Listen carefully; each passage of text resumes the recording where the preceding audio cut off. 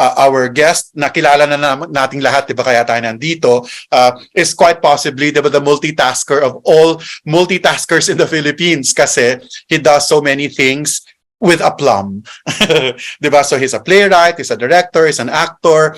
Sabi ko nga sa klase ko din, this was supposed to take place last week, kaso February 15, kaso on the 14th, nagdirect pa siya ng isang concert. So he is everywhere, he's on TV.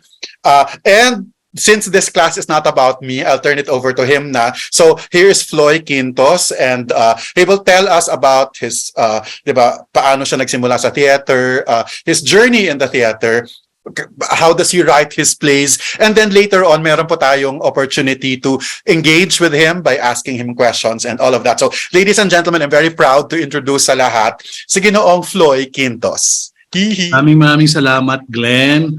And welcome, and thank you all for coming to listen to whatever I have to say. Hello, Miss Luna. Hello, Glessy. Okay, I was asked by Glenn to just say a few things about how I started and then the process of my work. So, I started in high school, and Glessy Atienza knows this very well because she was the president of Dulaang Kapanabay, which was the first, which was a theater group we revived in UP High School, not yet UP Integrated, but UP High School. And I'll always thank Glessy for being so supportive and for egging all of us on. It was a batch that included Jack Yabut of Petanao, the Quesada sisters, of course, Glessy Atienza, and many people like Oji Juliano, the now deceased Oji Juliano, who went on to make names for themselves in theater. I started out in high school, and Glessy was very instrumental in asking me to write one-act plays to be staged in high school. My first one-act play to be staged in high school was, Glessy remembers this, a play called CR, about a troubled child who hides in the bathroom and is discovered in the school bathroom and is discovered by the janitress, and played by Glessy with such aplomb, and eventually the boy finds his way back into the world. After high school, upon graduation, I was very much in love with the theater. Although I took up journalism, my major was journalism in mass comm, but I was really my minor was really in the theater. I began by enrolling in the summer workshop of Dulaang UP, and that's where I first saw the Anton Juan, the Ben Cervantes, the Zenaida Amador, who came to lecture, Baby Beredo came to lecture. Now, and it's interesting, Glenn, kasi ganun ka, people always like to think that there was a big divide between the Zenaida Amadors and the Tony Mabesas. No, one of our first lecturers in the Dulaang UP Summer Workshop was Bibot Amador herself, smoking and smoking and smoking as she lectured. And it was a wonderful time because I was young, and you suddenly were in the presence of this constellation, to borrow the words of Gibbs, this constellation of theater greats, Mabesa, Cervantes, Anton Juan. The lecturers were Zenaida Amador, Tita Amelia La Peña Bonifacio. So I really got this sense of being manghang-mangha and so in love with the theater. And one of the things, although Tony said that, sige, journalism ka, pero sumali ka ng Dulaang UP. And one of the most important lessons I learned from Dulaang UP and about any career in the theater that you young guys want to go on is start and learn everything. Learn everything you possibly can. The best theater people I know are the ones who can switch hats and who have a variety of skills, from technical skills, how to man a lighting board, how to do a sound plot, to how to do design, cut, sew, maybe not sew, but how to design costumes, which are integral to the statement of the play. And that's how I started, basically, doing costumes for Tony Mabesa and for Anton Juan. And one of the most memorable experiences I had was when Tony ripped apart a costume which I had created for a play. I forget the name of the play, but it was a colonial Philippine setting, and I had designed costumes and taken them to Don Mananahi, picked the costumes, and then I made the mistake of using shiny yung shiny pang barong, yung matingkad, yung plastic, na hindi naman plastic, yung nylon. And we had a costume check, and I remember the actor was Chris Michelena, who passed on recently. And he really, ito ba yan? And ripped it in front of me and threw the tela in my face. The other experience was when Anton Juan was doing a modern adaptation of Hindi Kami Patay, which is an important play that you should read. It's set during the early American period, and it's a play about resistance. And Anton needed an eagle headdress for the next day's rehearsal. And I remember staying in the morgue of Dulang UP, which was haunted, sewing feathers onto an eagle headdress. And before I knew it, it was 6 a.m. And I said, how thankless is this job? I've been in this theater for 12 hours alone. So, but then it gave me an idea about, it gives you next thing I was asked by Tony Mabesa to join him at the Metropolitan Theater to write publicity. So that was a different side of theater naman, marketing and publicity. Then when Tony set up the Black Box Studio Theater of the Met, the Lugdulaan, he said, mag-PM ka, i-PM mo ito. So you learn so much from all these exposures. You learn how to, even if you don't know how to, you learn to relate to designers. You learn to relate to technical people. You learn to relate to marketing people. You learn to relate to PR people. And it's this totality of knowledge that kind of guides you into knowing what a play needs, how to produce it, how not to produce it, what are the mistakes in publicizing it. Little by little, it just becomes a whole store of knowledge, which helps you in whatever field you're going to. And for those of you who don't stay in the theater, this is important also, because the best managers I know in the corporate world are people I worked with in the theater. Theater people can run the nation if you let them. They can run the nation because that obsession for detail, that obsession for appearance also, how will it appear to the public? Ay, bakit nandiyan ang kable? Sa mga events, those of you, I'm sure a lot of you will be going into events, ay, bakit nandiyan ang mga kable? Why are these exposed? All these tiny little details that make for the illusion of perfection that theater offers. That's our stock in trade. We offer them no matter the subject of the play, no matter if it's a play about the poorest of the poor or the richest of the rich, no matter if it's a Shakespeare, Grecian, whatever play, no matter what universe you conjure up, we're in for that seamless perfection. And knowing how theater works is always a good thing because it gives you that skill of detail. Of course, it can be exhausting for us, on your soul and on your personhood, yung obsession, needless obsession for detail. But in the end, that's what makes it beautiful, diba? And that's what so, okay. How did I go into playwriting? Playwriting for me has been something I've always come back to. I told you earlier about the Glesi Atienza period, the Dulang Kapanabay period. Then in early New UP, I wanted to do everything, make costumes, production manage, act. I was an actor for a long time until I lost sight of my left eye, until I lost, I'm blind in one eye. So until I lost that, I was like, I was acting, but syempre, nung nawala na yung mata ko, I mean, useless. You can't see half of what you're doing. But anyway, I was saying that playwriting is something I returned to. So there was that high school period. Then there was, let's do everything and learn everything in the theater.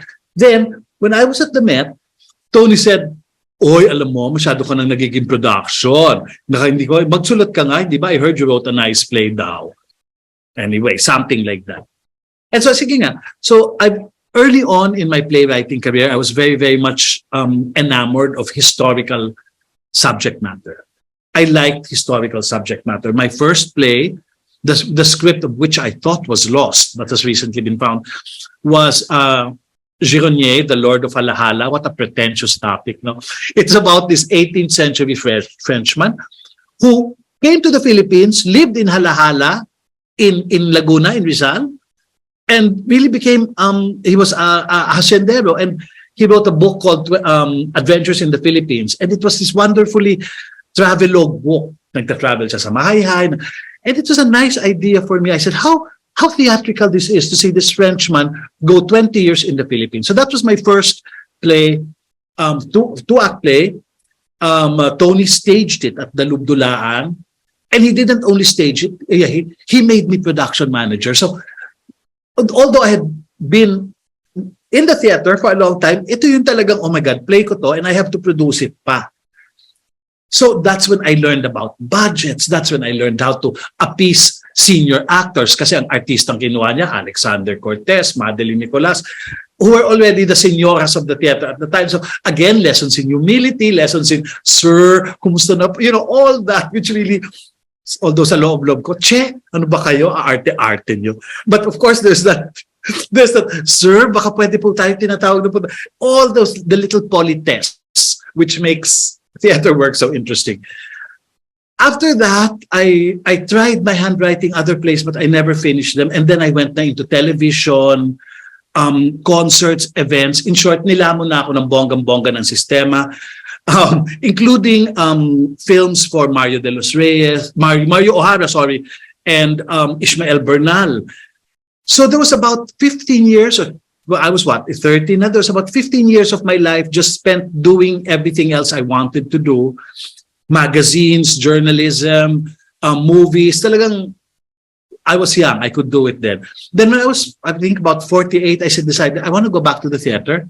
And my first play that I wrote at the time was Fluid, which was produced by, which has the distinction of having produced by by UP, by Ateneo, by you guys. Of course, this was about 15 years ago. And by Benil. It's a play about artists and how they cope, not theater artists, musicians, and painters. And it's still wonderfully relevant today, I feel. And then I went on a roll. I really went on a roll. I discovered that maybe the years I had spent away from the theater gave me so much to say, and I had read so much in my next play. I wanted to,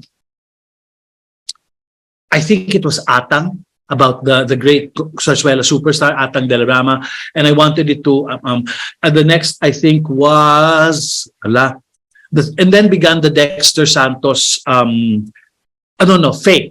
Fake, which was also produced by Benil, by Mint.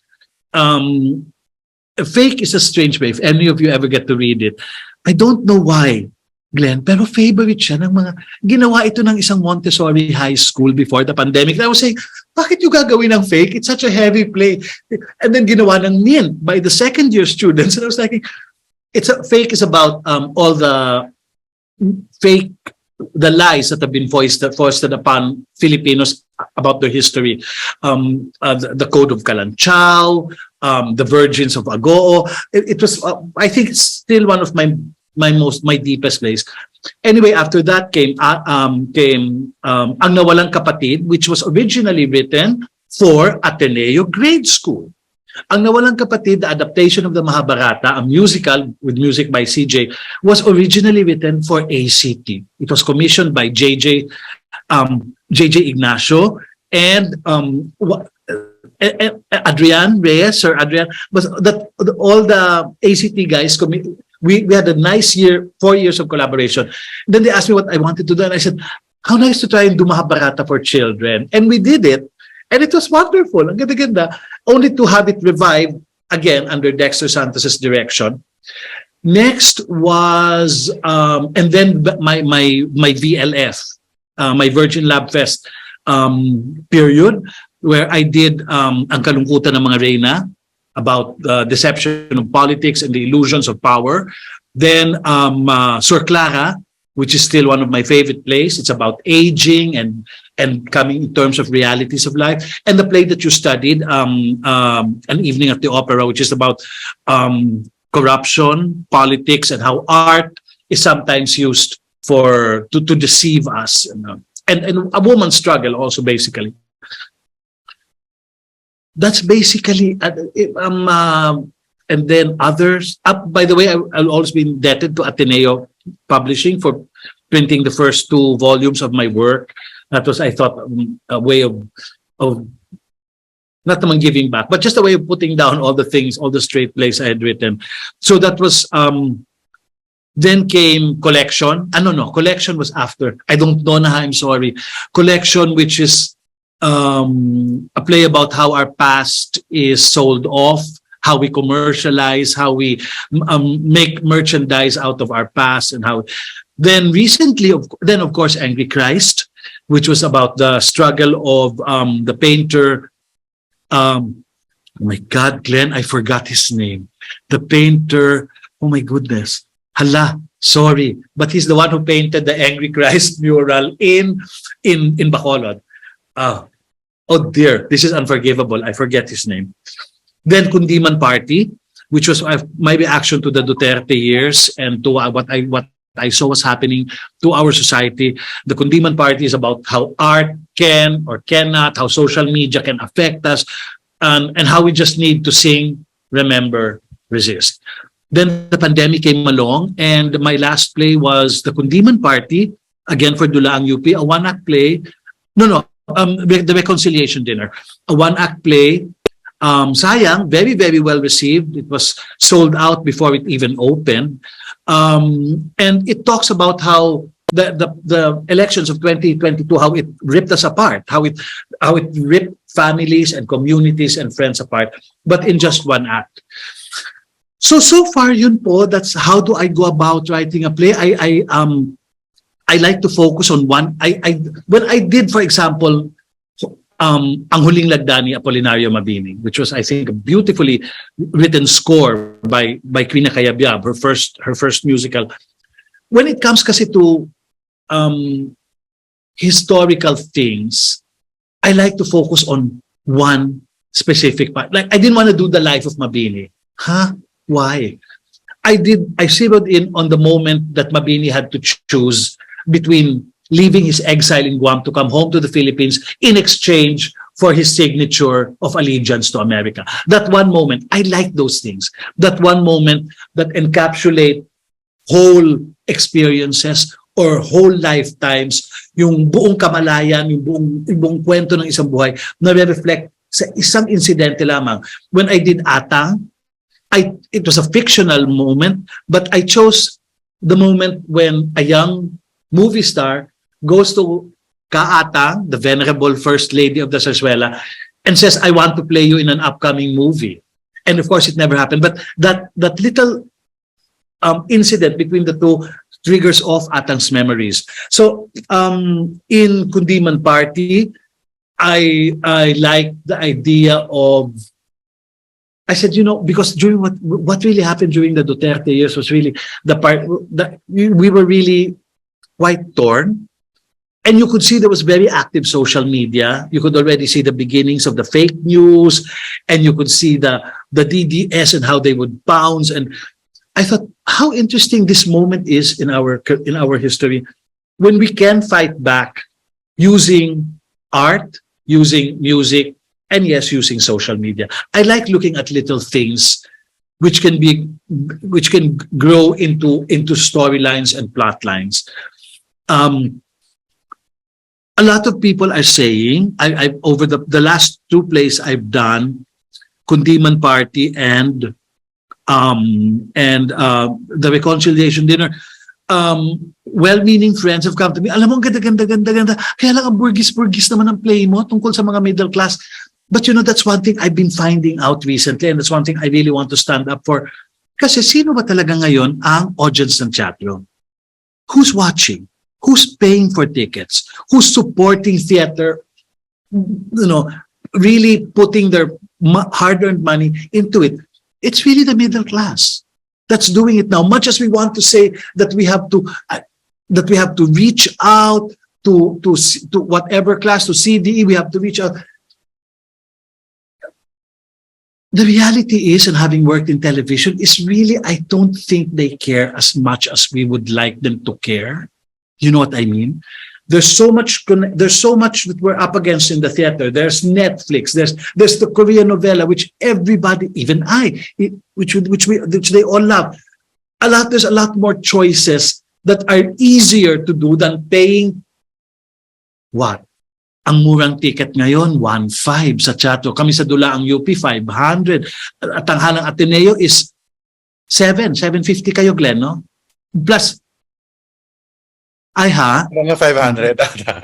yeah. So, unless it's at Tanghalang Ateneo or Dulaang UP, hindi na kayo makakatikim ng 500 peso na ticket. Ang mga, and yet, the success of Mula sa Buwan, which, the success of all of, people are willing to pay. The middle class is willing to shell out money. When we were doing Kundiman Party, a lot of the titas of Manila who came to watch the play, iho, dalhin mo naman ito sa Makati. Willing kami magbayad ng 1.5. Mga ganyan. So talagang, yeah, and they're really, really willing to shoulder.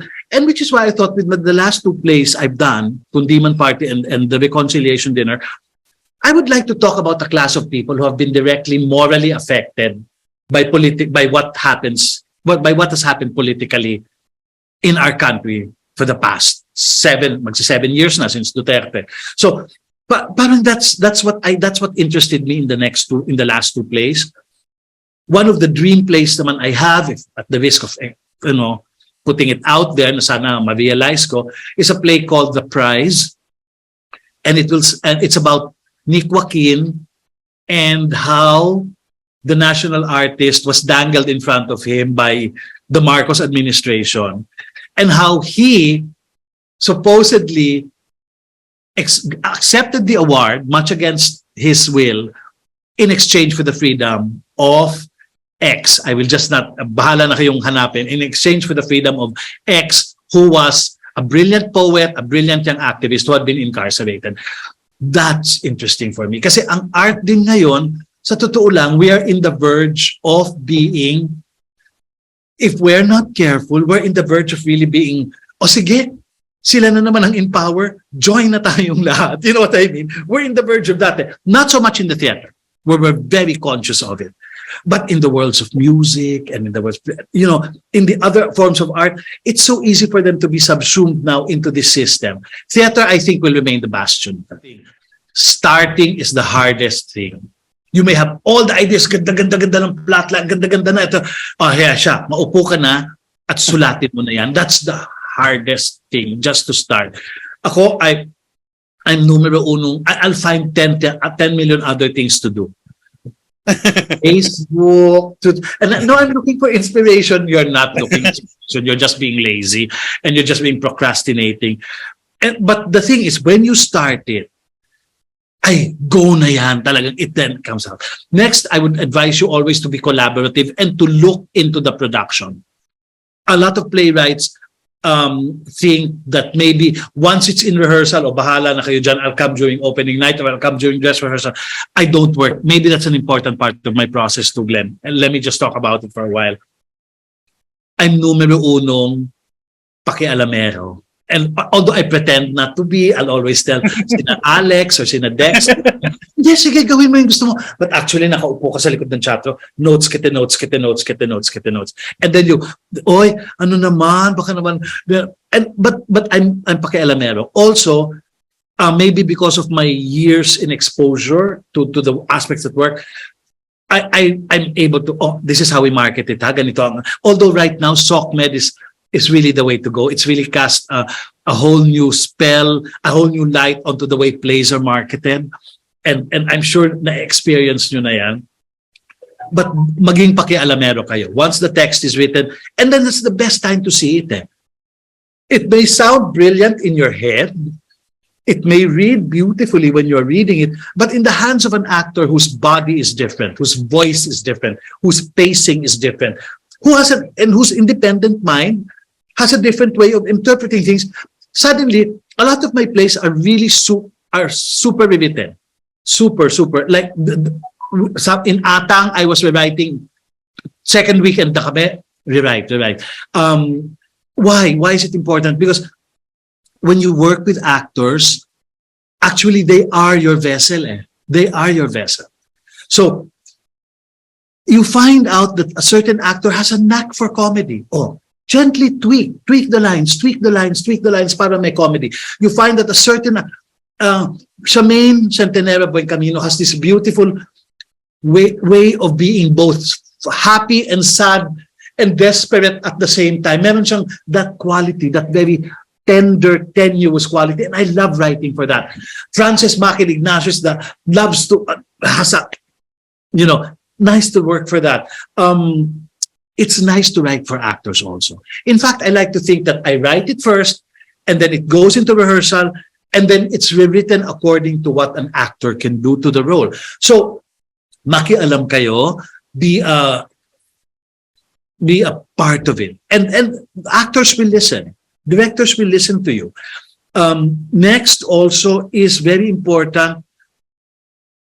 How is your play marketed, or how is it pushed? How is it one of the things I think is never over promise anything in your publicity and your marketing. What is the play about? That's all it is.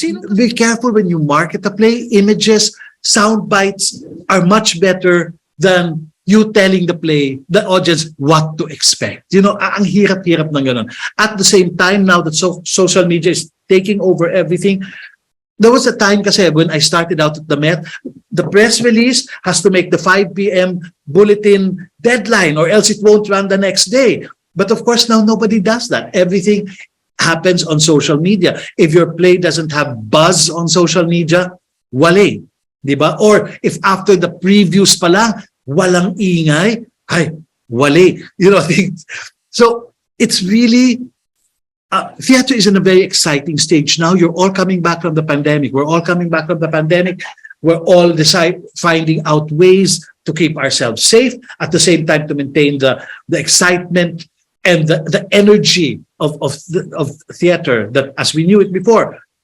So people are hungry and thirsty for any kind of theater right now, and they'll pay for it. So you have to take these into consideration when you write, rewrite, help produce, help market your plays. You have to keep all these things into consideration.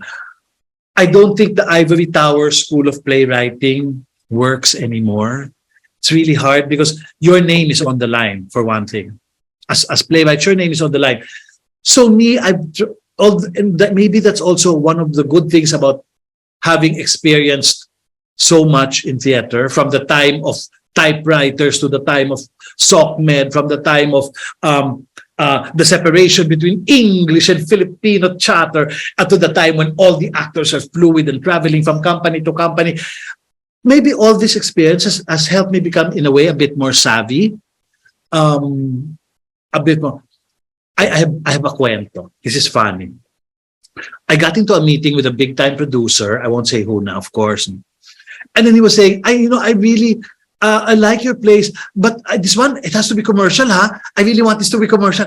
He was dropping the word commercial so many times, and I was like saying, hindi naman ako, but commercial naman ako. I mean, but I don't think of it as this is a commercial play. Ano ba yun?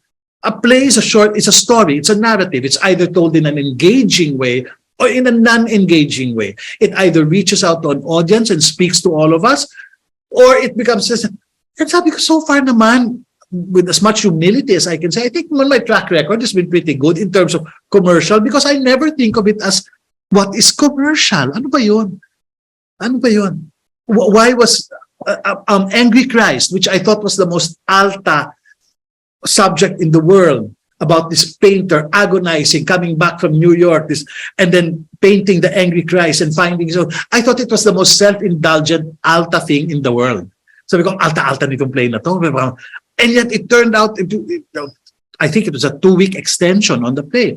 Same for Kundiman Party, same for Awa ng Diyos, same for the Reconciliation Dinner. So I think one shouldn't bother, a playwright should not bother themselves with the idea of what is commercial. Ano ba ang hit? Ano bang papatok nito? Look at Mula sa Buwan. Who would think that Pat Valera's adaptation of Rostand, Seyono de Bergerac, set to music, set in 1940s pre-war Philippines, who would have thought it would be such a hit? The thing is, let's stop thinking about this may commercial hit, may hindi. Tell the story well, execute it visually, beautifully, keep the audience engaged, it will work. I think that's one thing. But when you sit down to write a play, tapos na ba siya in your head? Or may times naman din na Depende kung saan ako dalhin ng... Yes. But how do you write a play? Yes, okay. I know what I like to see. I know what an opening scene is. I know in let me give you an example. In Kundiman Party, the scene 1 is 45 minutes, and it just exposes you to the titas and the maestra and the boy coming in, and it was, I should say, I mean, God, gusto pa ito ng audience, 45 minutes. Of course, Dexter and the actors, the director and the actors, they're your 50%.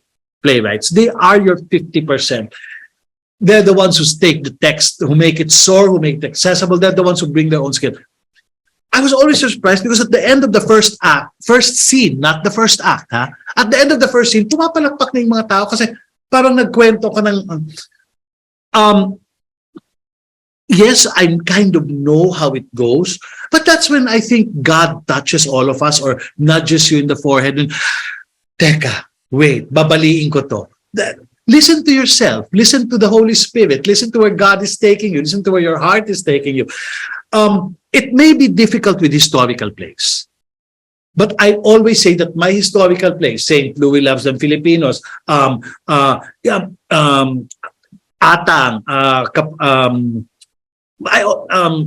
Fake. I always like to think my historical plays are not the real what happened. Please, I always tell my friends, this is not what happened. This is how I see it. I think that's one of the great liberties that theater has given us, is we're not here to tell you the facts. We're here to tell you what should have been, what could have been. And that's the magic of it. Look at Amadeus, the Peter Schaffer play. Look at Amadeus. Look at, and I love Peter Schaffer's work. Look at Amadeus. Look at The Royal Hunt of the Sun. If you have time to read those important texts. Up to now, I know people who think that, Salieri really killed Mozart. There's no actual factual basis to that. That's Peter Schaffer taking you on a journey. When in Peter Schaffer's beautiful play, The Royal Hunt of the Sun, which is about the conquest of Mexico, the conquest of the Americas by and the death of the Inca king Atahualpa, nobody said that this is what really happened. Nobody said that this is what happened between Cortes and Atahualpa. That's the joy of playwriting. That's the strength, that's the magic of what we do, is we can reimagine things, but given the parameters of research. How people have always asked me, how do you write your historical plays? I read and read and read and read and read and throw the books away. When you're all that full of it already. And then, do I stop and do I change things? Mostly in the production process. Glenn, mostly in the production process. Kasi, alam mo, I remember when, I'll give you an example. In Atang, we were already running the first weekend. It was already a hit. People were... Then Evie, the adopted daughter of Atang, came to watch. She was an old woman. And she congratulated me and then she said, alam mo ba na hindi ako talaga adopted anak ni adopted ako nila ni Atang at ni Kaamado dahil anak ako ni ex-playwright. So sabi ko, ibig niyo sabihin po, nagsama na po si Kaamado at si Kaatang? Lumandi pa si Kaatang? Ay, oo, ako ang... Of course, oh my God, how can that very, and cell phones were so new, that very after the conversation, I was texting the new lines to Charmaine. Text. O Charmaine, Francis, SM, kunin na to. Tapos sabi ni Alex, okay, bukas ang first show, 10 a.m. ng Dulaang UP at the time. Pag Sabado, 10 a.m. Call time nila, 8 a.m. Nagbe-block muna. So it's nice to be on your toes when you're a playwright. It's nice to see.